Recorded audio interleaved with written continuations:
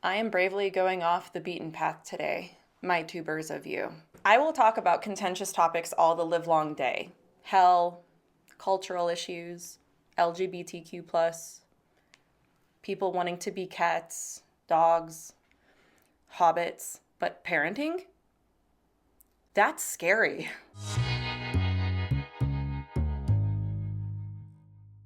This advice was life-changing for me, and I think it can help you too.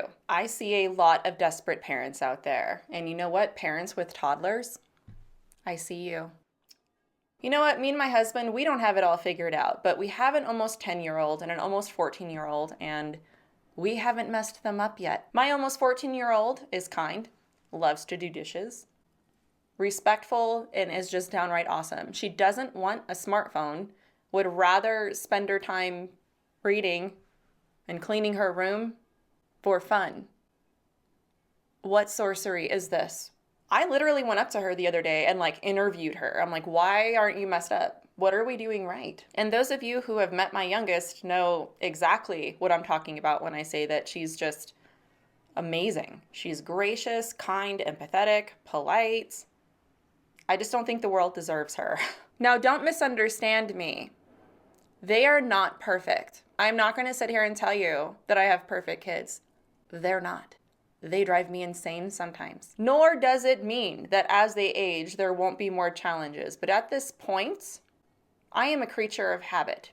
And I've noticed a few things that people much smarter than me have taught me that I have seen bear fruit in the long run. Now, before I get into the actual advice, I do want to share that I did give a little bit of my parenting journey background in another video where I share about my art journey of all things. But my art journey is also kind of my parenting journey.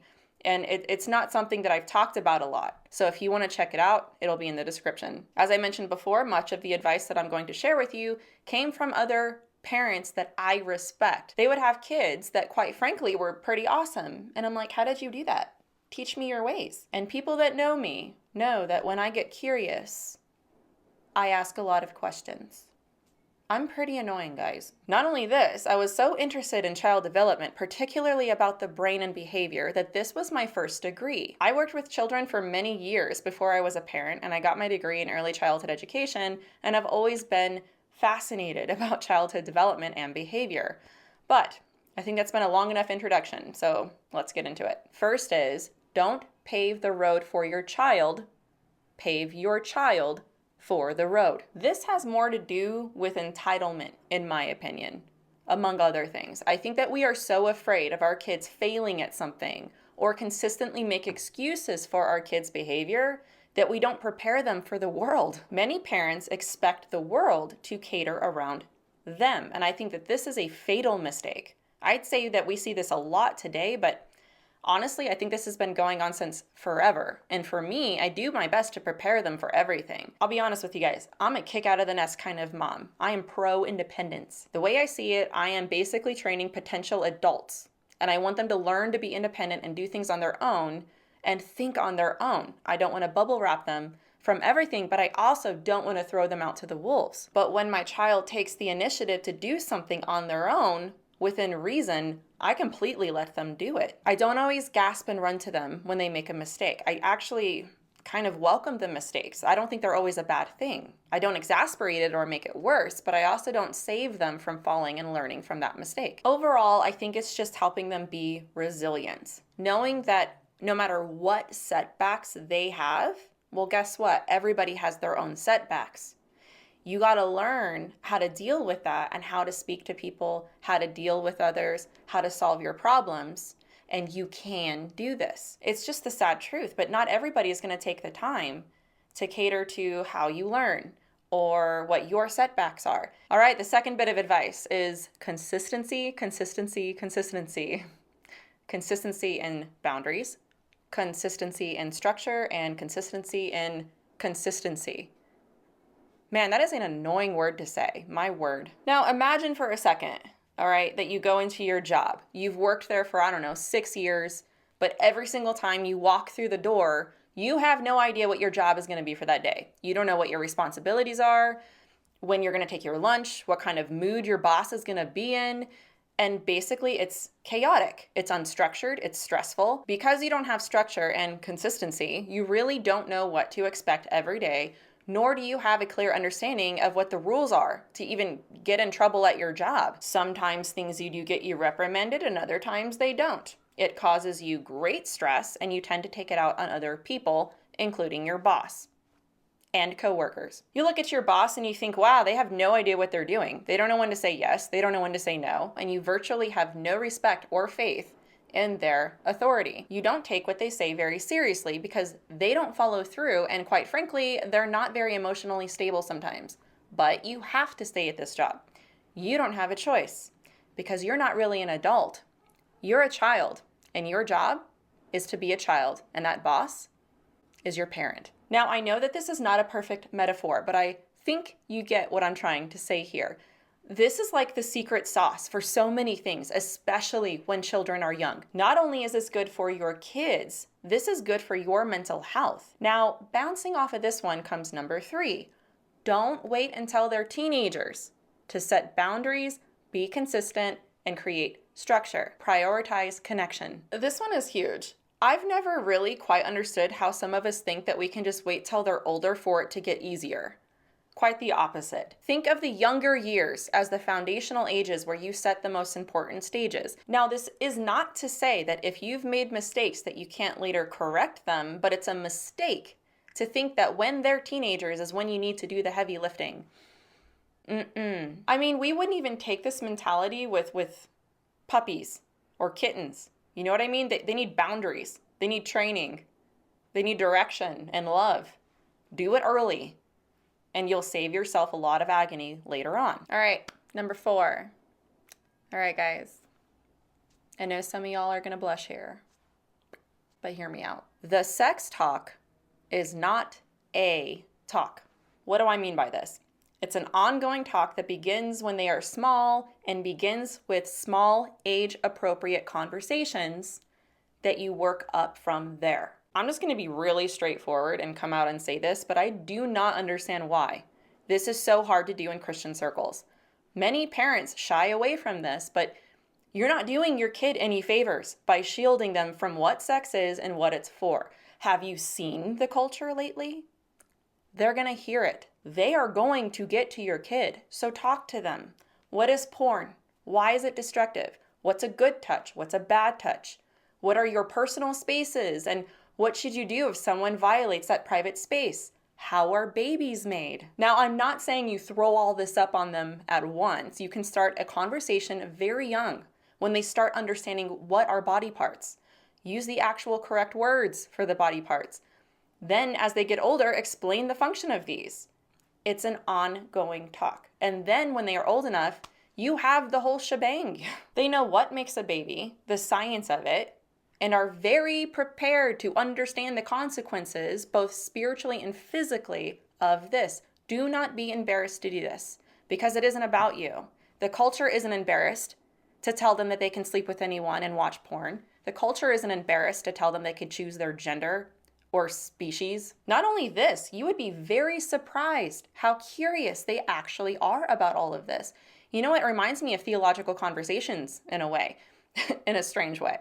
But think of it, the parallel's the same. We feel like we're not equipped to answer, so we just avoid it. But in reality, our kids are hungry to know this stuff and ask the hard questions. Okay, number 5, don't just read the Bible with them. Train them in it. This is simple. Read the Bible, let them ask questions, learn about other viewpoints, and don't be afraid of their questions. Also, don't be afraid to say you don't know. Let's find it together and do the research together. Look, we have a huge deconstruction movement in our country right now, and being present and responsive to their questions really helps them to critically think about their own beliefs. Here's the beauty of truth, you guys, okay? If it's true, it can stand on its own. Your job is not to be the Holy Spirit, but you can be faithful in spiritually counseling and discipling them. Number 6 on our list is one that revolutionized my parenting. Many behavior issues are connection issues.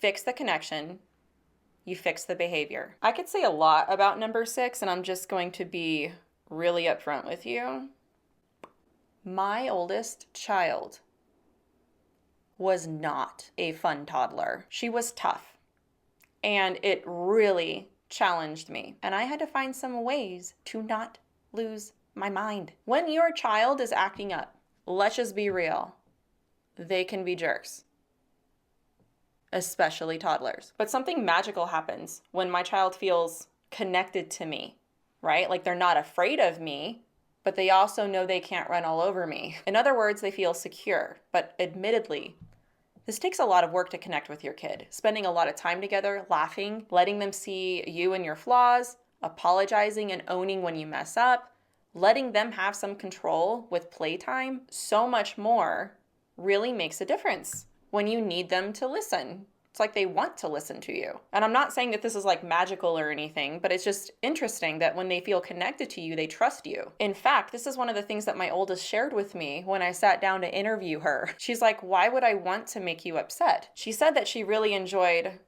her relationship with her family. And it's like a contribution to the family to show her love by being respectful. You know what I mean? And I think a lot of it has to do with this advice of connection. And it's probably one of the hardest ones because of number 7, which was tough for me. Being an authoritarian will make your kid afraid of you at the expense of true respect. Being permissive will make your kid a victim and you an enabler. Both are informed from pain. Do not parent through your pain. When somebody told me this, when I had a screaming toddler in the background and a baby in my arms, I didn't want to hear it. I mean, this one might rattle your cage, but I mean, this is what I'm here for today, right? I started this. I'm here for it. I did not realize what a sinner I was until I had kids. I did not realize how selfish, judgmental, lazy, irritable, angry, or impatient I was until I became a parent. Honestly, it can really make you face your own pain and monsters inside. And I find that there are 2 extreme ditches that we fall into, don't we? One is the ditch of wrath, where we're constantly wanting to control everything. Personally, this is the ditch that I have to be careful not to fall into. The authoritarian parent ditch. Yeah, like we feel like we need to size these kids up and make them know who's boss. We don't parent them, we dictate them. And I'm not talking about well-placed parental authority. I'm talking about when we're basically cruel, overbearing bullies. The other ditch is fear, which I personally believe is the fuel for permissive parenting. And to be honest, I think I struggle a little bit with both of these. We want to make our children happy and comfortable, and we're afraid of anything happening to them too. This is where we make excuses for them and have a hard time having boundaries or rules. So we end up enabling them, and they grow up with no resiliency or life skills, setting them up for a life of codependency and emotional immaturity. It's almost like the authoritarian side is afraid of emotions, so they default to distance and anger, and the other side, permissive parenting, parents through guilt, shame, and defaults to emotions. Are we seeing a pattern yet? It's as if parents become permissive because their parents were authoritarian and don't want to be harsh and domineering like their parents, so they end up overcompensating through that pain and create a lot of what we're seeing today. Entitlement, victim mentality, with a mixture of being incapable to deal with emotions or make life decisions. Then we have the other side. Parents who are so over-controlling because maybe that's how they were parented. Maybe they're afraid their child will turn out to be rebellious. So they become prideful, yelling and shaming their kids into compliance, hoping they'll be the opposite of these other kids who seem soft. Here's the thing. I find that both ditches have experienced abuse and can parent through that lens of pain. I'm not going to sit here and say that that's not tough to overcome. But yes, both ditches come from pain and ultimately end up harming our kids and our relationship with them. So where do we want to be? In the middle.